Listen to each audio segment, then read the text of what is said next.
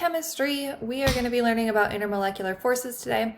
This is going to be the other main idea on your concept map. So you should have kinetic molecular theory and then intermolecular forces as your two big ideas with which everything will center around. So intermolecular forces, first off, are not bonds. So you are not exchanging electrons, but it is more of an attraction between two adjacent molecules based on a number of different things. So they will be attracted to each other, kind of like magnets are attracted, but not actually bonded together. All right. So there are some general ideas that we need to remember. So a state a substance is in at STP, or standard temperature and pressure, will depend on a balance between the kinetic energies of the particles and the interparticle attraction that they have, right? So the more attracted a particle is to its neighbor, the more likely it is to be a solid. That also goes along with the fact that they would have less energy as a solid than a gas, all at the same temperature. Intermolecular forces are weaker than both types of bonds that we've talked about, so than the ionic and covalent bonds, but they are really important in determining what state of matter something is at STP. So my first couple questions for you, and I would like you to answer these on Google Classroom, would be how do intermolecular forces relate to kinetic molecular theory, because you will have to connect those two big ideas on your concept maps. And how might melting point and boiling point reflect the strength of intermolecular forces? So take a moment, think about what those answers are, and then respond on Google Classroom, and I'll be sure to get back to you guys.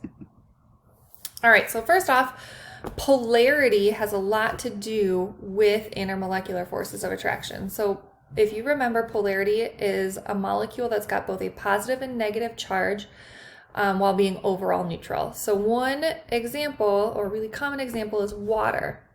You can see our oxygen is slightly negative, our hydrogen is slightly positive.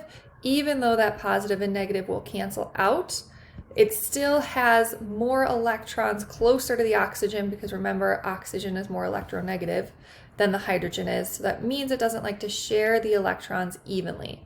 So since electrons are negative and they're found closer to the oxygen than they are to the oxygen is partially negative while the hydrogen becomes partially positive. So this molecule right here, water, is an example of a polar molecule. Other things like oil are nonpolar. So because what oil is mainly made up of, which is carbon, likes to share electrons pretty evenly, then that means that there's really no area where there's a higher electron density, so there's no negative charges within that oil molecule. The whole thing is a neutral molecule.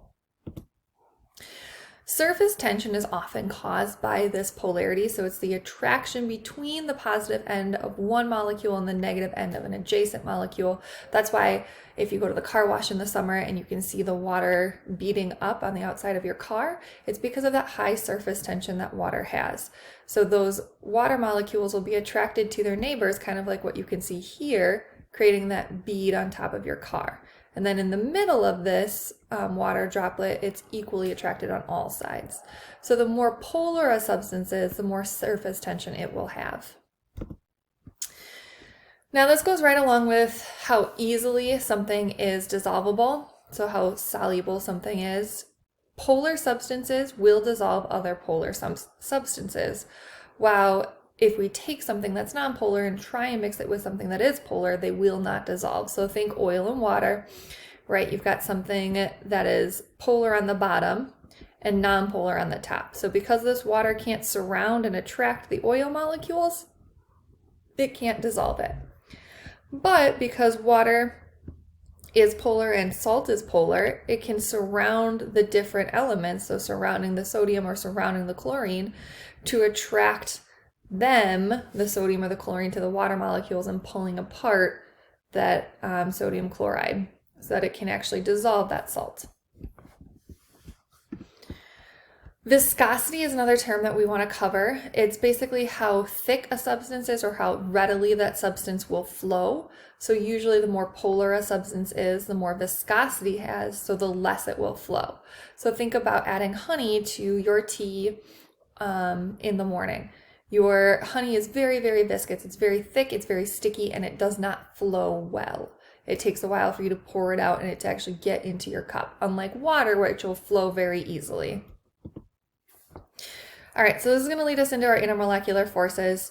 There are 4 types of intermolecular forces: ion, dipole, and then van der Waals has 3 different types. It's got dipole, dipole, London dispersion, and hydrogen bonding. So we're going to go over each one of those in a little bit more depth. Ion-dipole interactions are between an ion, so remember that's an element with a charge, so it's either gained or lost electrons, and the partial charge on the end of a polar molecule, which we will call a dipole. So I've already answered this first one to you, but I want you to try and think of some common examples that are ion-dipole interactions. I've gone over some in this slide, but there's also some all around you. So you just need an ion and a polar molecule. Make sure you respond in Google Classroom so that I know you at least try. And then the last question are why are ion-dipole interactions only found with polar molecules? So think about what an ion is and why it would have to be with a polar molecule. The one on the slide that we already talked about, or in this lecture that we've already talked about, is salt and water.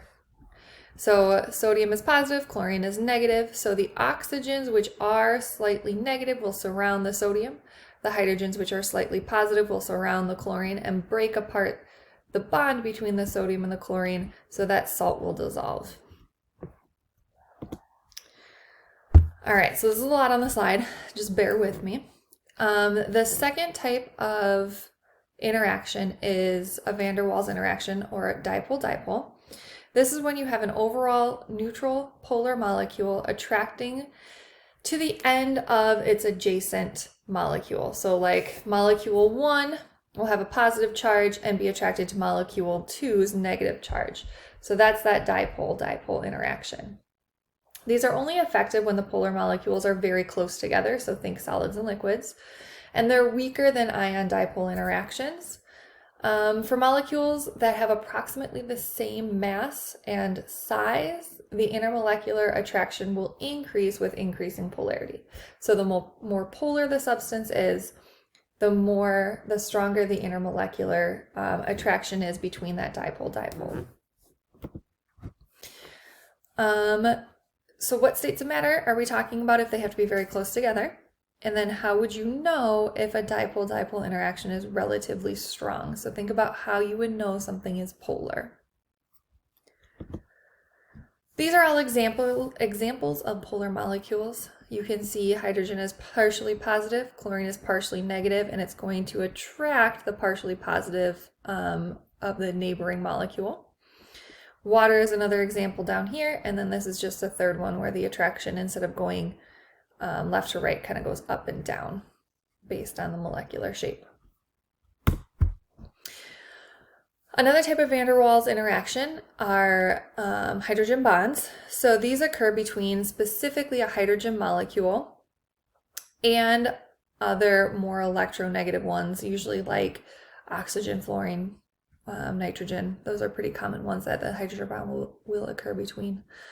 It's a special type of dipole-dipole interaction, so it's the same process, but we just call it its own thing because it has very large implications for biology, so it got its own special name. These are typically stronger than other dispersion forces, and it occurs when you have a hydrogen atom in a polar bond being attracted to an unshared electron pair in a nearby electronegative ion or molecule. So again, these are typically between hydrogen and fluorine, nitrogen, and oxygen. They're very, very important in biology because they stabilize the structure of your proteins and DNA. So I know when you guys took biology with me last year, we talked about hydrogen bonds.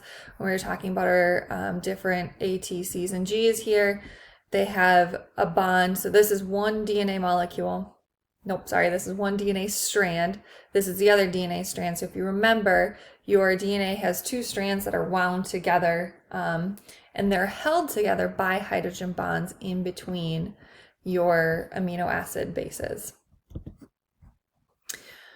All right, I'm going to end this lecture here, but I want you to also respond in Google Classroom of what do you think life would be like if the hydrogen bonds did not exist.